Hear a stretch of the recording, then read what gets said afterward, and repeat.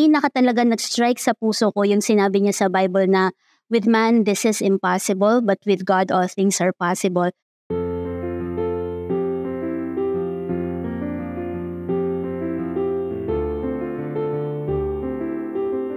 Hi, I'm Aisel Reyes, head of the Discipleship Ministry. March 23 po, nagpunta po kami ng family ko sa SM malapit sa amin. Ang purpose namin ng mami ay ang i-treat yung mga pamangkin ko kasi pinakita sa amin ng mga kuya ko kung gaano katataas yung grades ng mga pamangkin ko. Ang promise ng mami sa mga pamangkin ko na si Tamtam, si Cinco at si James ay i-treat sila sa food. Tapos ako, sinabi ko kay Jesus, "Teacher, thank pansid." Kasi gusto kong i-reward yung mga pamangkin ko. Kasi ang purpose nito, sabi ko kay Jesus, sabi ko, "Teacher, gusto ko kasi na makilala ng mga pamangkin ko ikaw na yung lahat ng hard work na ginagawa nila ay may kapalit na reward. Na hindi lang basta maisip nila na sa magulang nila nagmumula yun, pero gustong gusto ko talagang ipakilala si Jesus sa mga pamangkin ko." Nung Sabado na yon, ang akala ng mami, kakain lang kami. Pero sinurprise ko yung mga pamangkin ko, binili ko sila ng kung ano yung gusto nila.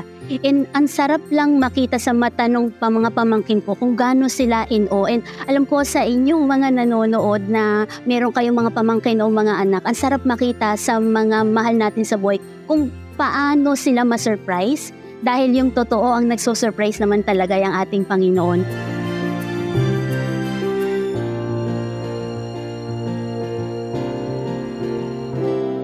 And then after nung nakabili na ako, ang ginawa ko, pumunta ako noon sa CR, doon sa mall.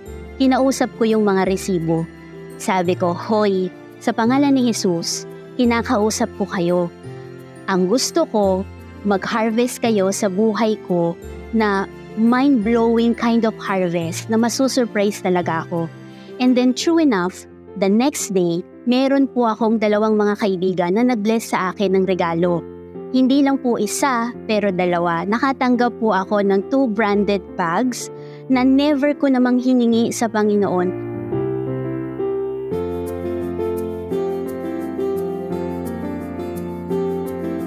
Naalala ko tuloy yung Bible verse, "Miski yung hindi mo hinihingi, ibibigay ko sa'yo."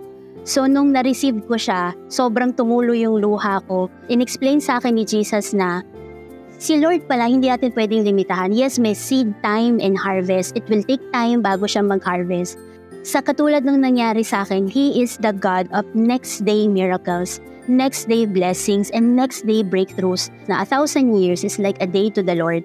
And a day is like 1,000 years to Him. Na yung akala natin matagal pa tayong mag-harvest, sa mata niya kayang-kaya niyang gawin sa isang iglap. And yes, may pangako si Lord that He who refreshes others will also be refreshed. Now, ang gusto ko sanang i-share sa lahat ng mga nakakapanood nito na totoo yung Panginoon nung sinabi niya that He directs His loving kindness to us in the daytime. At yung dinadirect niya sa atin, walang iba kundi yung reward na nagmumula sa Kanya at ganun niya tayo kamahal.